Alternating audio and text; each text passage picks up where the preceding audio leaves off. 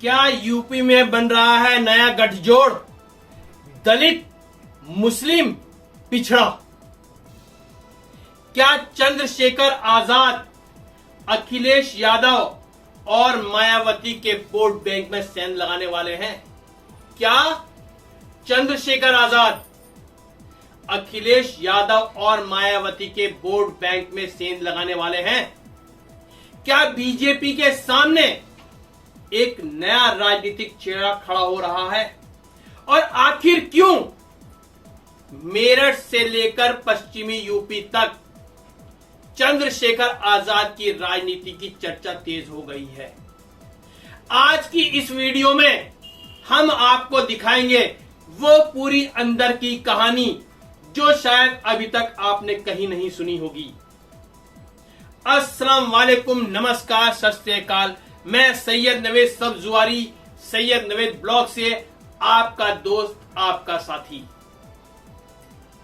अभी कुछ दिन पहले ही हमारे ब्लॉग पर, सैयद नवेद ब्लॉग पर एक बड़ी राजनीतिक वीडियो आई थी जिसमें हमने बात की थी आजाद समाज पार्टी के राष्ट्रीय अध्यक्ष नगीना से सांसद चंद्रशेखर आजाद की। और हमने उस वीडियो में कहा था कि 2027 के उत्तर प्रदेश विधानसभा चुनाव में चंद्रशेखर आजाद बहुत बड़ी राजनीतिक तैयारी कर रहे हैं। हमने अपने संपर्क सूत्रों और जमीनी जानकारी और राजनीति हलचलों के आधार पर यह कयास लगाया था कि चंद्रशेखर आजाद अब सिर्फ आंदोलन की राजनीति नहीं करेंगे, बल्कि पूरे प्रदेश में एक मजबूत राजनीति विकल्प के रूप में अपनी पार्टी को खड़ा करेंगे। और दोस्तों, अब जो तस्वीर सामने आई है उसने हमारे कयासों को लगभग सही साबित कर दिया है, क्योंकि मेरठ में एक बड़े कार्यक्रम में खुद चंद्रशेखर आजाद ने 2027 का चुनावी बिगुल बजा दिया है। जी हां, आजाद समाज पार्टी ने एक बड़ा राजनीतिक संदेश दे दिया है कि अब लड़ाई सिर्फ कुछ सीटों की नहीं, पूरे उत्तर प्रदेश की है। मेरठ कैंट के गुरुकुल गार्डन में आज जब चंद्रशेखर आजाद मंच पर पहुंचे तो पूरा माहौल पूरी तरह चुनावी दिखाई दिया। जोरदार नारेबाजी और मंच से लगातार बड़े बड़े राजनीतिक संदेश। चंद्रशेखर ने साफ कहा, आजाद समाज पार्टी प्रदेश की सभी विधानसभा सीटों पर चुनाव लड़ने की तैयारी कर रही है। क्या आजाद समाज पार्टी प्रदेश के सभी विधानसभाओं पर चुनाव लड़ने की तैयारी कर रही है? अब दोस्तों, ये कोई छोटा बयान नहीं है, क्योंकि यूपी की राजनीति में पूरे प्रदेश में चुनाव लड़ने का दावा वही पार्टी करती है जिसके पास संगठन, रणनीति और सत्ता तक पहुंचने का सपना हो। और यही सपना अब खुलकर चंद्रशेखर आजाद दिखाते नजर आ रहे हैं। उत्तर प्रदेश की राजनीति में एक ऐसा बयान आया है जिसने बीजेपी से लेकर समाजवादी पार्टी और बहुजन समाज पार्टी सबको टेंशन दे दी है, सभी की टेंशन बढ़ा दी है। एक नेता जो कभी सिर्फ सड़क पर संघर्ष करता दिखाई देता था, आज खुलकर कह रहा है सरकार बनी तो यूपी में शराब बंद होगी, बुलडोजर बंद होगा, इंटर तक की शिक्षा फ्री होगी और प्रदेश की हर विधानसभा सीट पर चुनाव लड़ रही है हमारी पार्टी, आप जिताइए और हम ये सब लागू करेंगे। जी हां, ये बात कही है आजाद समाज पार्टी के प्रमुख नगीना सांसद चंद्रशेखर आजाद की। मेरठ में हुए एक बड़े कार्यक्रम में चंद्रशेखर ने ऐसा राजनीतिक दांव चला जिसके बाद यूपी 2027 की लड़ाई पूरी तरह बदलती हुई दिखाई दे रही है। और सबसे बड़ा सवाल, क्या चंद्रशेखर दलित मुस्लिम पिछड़ा समीकरण बनाकर यूपी की राजनीति में नया तूफान लाने वाले हैं? क्या बीजेपी की बुलडोजर राजनीति को सीधी चुनौती दी जा रही है? क्या समाजवादी पार्टी का मुस्लिम वोट बैंक खिसक सकता है? और आखिर क्यों सपा के बड़े नेता बाबर चौहान ने पार्टी छोड़कर आसपा का दामन थाम लिया? आज की इस बड़ी राजनीतिक स्टोरी में हम आपको बताएंगे मेरठ में क्या हुआ, चंद्रशेखर ने कौन कौन से बड़े वादे किए, कौन कौन नेता पार्टी में शामिल हुए, सपा को कितना बड़ा नुकसान हो सकता है और आखिर 2027 में यूपी की राजनीति किस तरफ जाती दिख रही है। वीडियो को अंत तक जरूर देखिएगा क्योंकि इस कहानी में राजनीति है, रणनीति है, जातीय समीकरण है और 2027 की सत्ता का बड़ा गणित भी। मेरठ कैंट स्थित गुरुकुल गार्डन मंच पर चंद्रशेखर आजाद, सामने हजारों कार्यकर्ता और कैमरों की फ्लैश के बीच एक के बाद एक बड़े राजनीतिक बयान। चंद्रशेखर ने साफ कहा, आजाद समाज पार्टी उत्तर प्रदेश के सभी विधानसभा सीटों पर चुनाव लड़ेगी। यानी अब आसपा सिर्फ छोटी क्षेत्रीय पार्टी बनकर नहीं रहना चाहती, अब लक्ष्य सीधा है, सत्ता। चंद्रशेखर ने कहा कि जनता बदलाव चाहती है। उन्होंने नगीना लोकसभा चुनाव का उदाहरण देते हुए कहा, जिस तरह जनता ने मुझे प्यार देकर संसद भेजा, वैसे ही यूपी में भी जनता बदलाव करेगी। यह सिर्फ बयान नहीं था, यह सीधा संदेश था बीजेपी, समाजवादी पार्टी और बहुजन समाज पार्टी के लिए, क्योंकि पहली बार चंद्रशेखर इतने बड़े स्तर पर पूरे प्रदेश में चुनाव लड़ने की बात कर रहे हैं। और राजनीतिक जानकार मानते हैं कि अगर आसपा ने मजबूत तरीके से चुनाव लड़ा तो सबसे ज्यादा नुकसान समाजवादी पार्टी और बहुजन समाज पार्टी को हो सकता है। अब जरा ध्यान से समझिए, चंद्रशेखर ने सिर्फ चुनाव लड़ने की बात नहीं कही, उन्होंने ऐसे मुद्दे उठाए जो सीधे आम जनता की भावनाओं से जुड़े हैं। उन्होंने कहा, सरकार बनी तो शराब बंद कराई जाएगी। अब यूपी जैसे बड़े राज्य में शराब बंदी की बात करना सीधे महिलाओं, गरीब परिवारों और ग्रामीण वोटरों को संदेश देना है, क्योंकि गांवों में शराब को लेकर लगातार विरोध होता रहा है। क्योंकि शराब को लेकर गांवों में हमेशा विरोध होता रहा है। इसके बाद चंद्रशेखर ने दूसरा बड़ा बयान दिया, बुलडोजर रोका जाएगा। बुलडोजर रोका जाएगा। अब यह बयान बहुत बड़ा राजनीतिक संदेश है। बीजेपी सरकार की पहचान बन चुकी बुलडोजर कार्रवाई को सीधे चुनौती देना दरअसल उस वर्ग को साधने की कोशिश है जो खुद को प्रशासनिक कार्रवाई से निशाना महसूस करता है। आप समझ सकते हैं, बुलडोजर की कार्रवाई कहकर चंद्रशेखर ने किसकी कौन से वोटों की नब्ज टटोली है।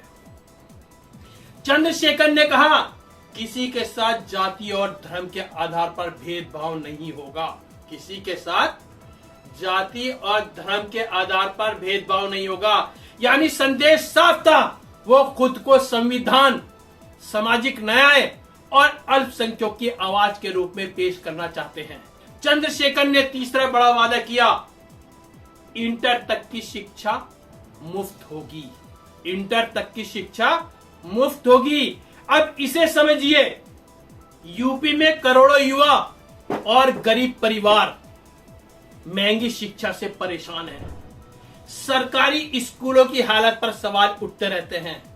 ऐसे में मुफ्त शिक्षा का वादा सीधे युवा वोट बैंक पर फोकस माना जा रहा है। उन्होंने ये भी कहा, पहली कैबिनेट में खाली पद भरे जाएंगे।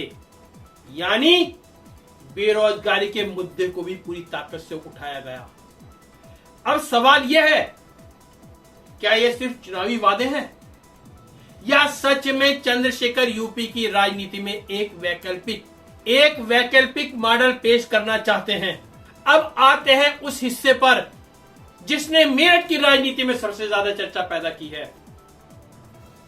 समाजवादी छात्र सभा के राष्ट्रीय महासचिव बाबर चौहान खरदोनी बाबर चौहान खरदोनी, जो कि आजाद समाज पार्टी में शामिल हो गए। और यही वो मूवमेंट था जिसने राजनीतिक गलियारों में हलचल मचा दी, क्योंकि बाबर चौहान लंबे समय से समाजवादी पार्टी से जुड़े थे। उनकी पहचान एक मजबूत मुस्लिम युवा नेता की रही है। लेकिन खबर यह भी रही कि वो किठौर विधानसभा सीट से टिकट चाहते थे, मगर वहां पहले से समाजवादी पार्टी के विधायक शाहिद मंजूर मजबूत दावेदार थे। टिकट की उम्मीद टूटते ही बाबर चौहान ने सपा छोड़ दी और चंद्रशेखर का हाथ थाम लिया। अब इसका असर क्या होगा? किठौर सीट मुस्लिम बहुल मानी जाती है। किठौर विधानसभा जो सीट है वो मुस्लिम बाहुल्य है। पिछले चुनाव में शाहिद मंजूर बेहद कम अंतर से जीते थे। उन्हें लगभग 42% वोट मिले थे, जबकि बीजेपी उम्मीदवार सत्यवीर त्यागी को लगभग 41% वोट, यानी मुकाबला बेहद कांटे का था। अब अगर मुस्लिम वोटों में बंटवारा हुआ तो बीजेपी को फायदा मिल सकता है। और यही वजह है कि राजनीतिक विश्लेषक बाबर चौहान की एंट्री को बहुत गंभीरता से देख रहे हैं। मेरठ कार्यक्रम में सिर्फ बाबर चौहान ही नहीं, कई बड़े चेहरे पार्टी में शामिल हुए। पूर्व जिला पंचायत अध्यक्ष राजबाला, पूर्व चेयरमैन हारून, बीजेपी किसान मोर्चा के नेता, बसपा के नेता और सबसे अहम करीब 20 सेवानिवृत्त पुलिस अफसर। अब राजनीति में रिटायर्ड अफसरों की एंट्री बहुत मायने रखती है। क्यों? क्योंकि ये लोग प्रशासनिक सिस्टम को समझते हैं, इनका अपना नेटवर्क होता है, और जब पुलिस या प्रशासन से जुड़े लोग किसी पार्टी में आते हैं तो वो पार्टी खुद को गंभीर राजनीतिक विकल्प की तरह पेश करती है।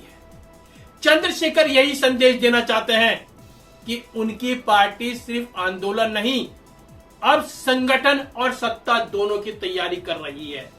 अब सबसे बड़ा सवाल, क्या चंद्रशेखर आजाद यूपी में नया सामाजिक समीकरण बना रहे हैं? राजनीतिक विश्लेषकों का मानना है कि आसपा पूरी रणनीति दलित, मुस्लिम, पिछड़ा वोट को जोड़ने की है। आसपा की पूरी कोशिश दलित, मुस्लिम और पिछड़ा वोट को जोड़ने की है। पहले यह समीकरण समाजवादी पार्टी और बहुजन समाज पार्टी के बीच बटा था, लेकिन अब बसपा कमजोर दिखाई दे रही है और समाजवादी पार्टी को भी नए युवा मुस्लिम नेताओं की नाराजगी का सामना करना पड़ रहा है।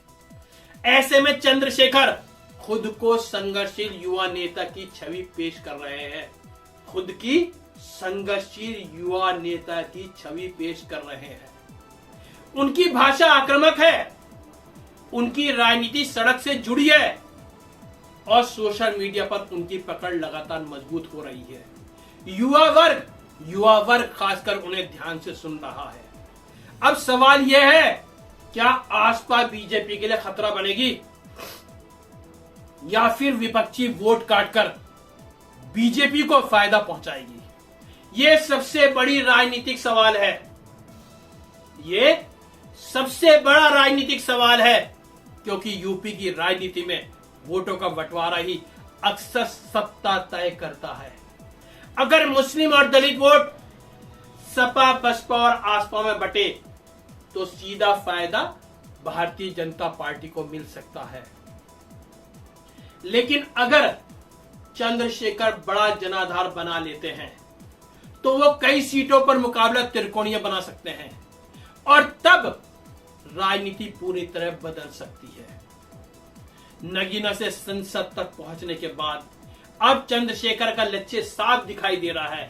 यूपी की सत्ता लगातार प्रदेश भर में दौरे कर रहे हैं, छोटे नेताओं को जोड़ रहे हैं और खुद को सिर्फ दलित नेता नहीं बल्कि सभी वंचितों की आवाज के रूप में पेश कर रहे हैं। मेरठ का यह कार्यक्रम, जिसको सैयद नवेद ब्लॉग ने पहले ही कह दिया था, दरअसल 2027 के चुनावी अभियान का टेलर माना जा रहा है। मेरठ से ही उठी ये राजनीतिक आवाज 2027 चुनाव तक तूफान बनेगी। चंद्रशेखर आजाद यूपी की राजनीति में नया अध्याय लिख पाएंगे। सपा का मुस्लिम वोट बैंक टूटेगा और क्या बसपा और कमजोर होगी या फिर बीजेपी को ही सबसे बड़ा फायदा मिलेगा? एक बात तय है, उत्तर प्रदेश की राजनीति अब बदल रही है। नई पार्टियां, नए चेहरे और नए समीकरण। 2027 की लड़ाई अब धीरे धीरे दिलचस्प होती जा रही है और यूपी की राजनीति में एक नया अध्याय लिखा जाता दिखाई दे रहा है। अगर आपको हमारी ये राजनीतिक पड़ताल पसंद आई,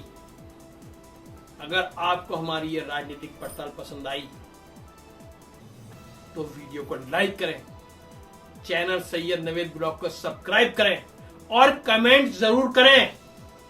क्या चंद्रशेखर आजाद 2027 में बड़ा राजनीतिक उलटफेर कर सकते हैं? क्या चंद्रशेखर आजाद 2027 में राजनीतिक में उलटफेर कर सकते हैं?